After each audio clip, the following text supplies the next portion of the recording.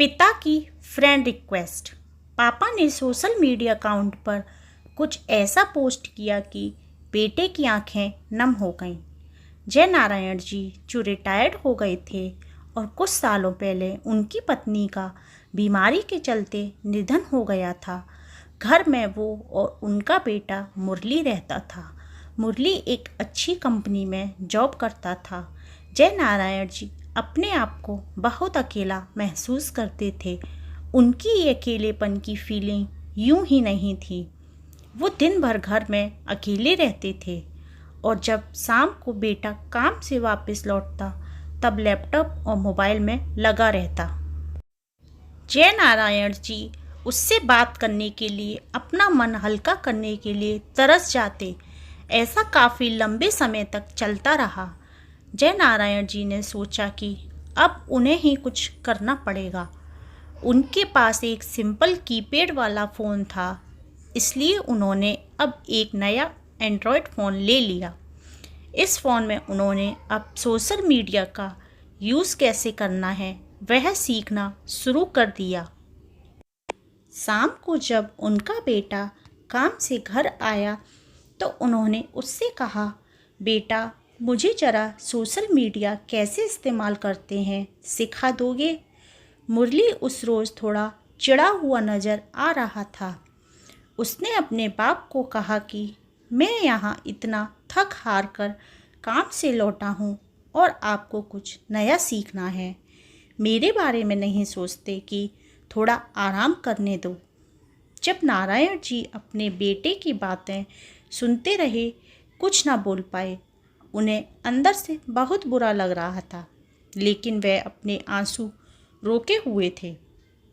अगले दिन सुबह जय नारायण जी ने अपने बेटे के लिए उसके मनपसंद का नाश्ता बनाया। नाश्ता करते हुए बेटे का मूड अच्छा लग रहा था, इसलिए जय नारायण जी ने फिर से उससे कहा कि बेटा मैंने सोशल मीडिया पर अकाउंट तो पड़ोसी के लड़के से बनवा लिया है। अब तू मुझे बता दे कि इस पर पोस्ट कैसे करते हैं।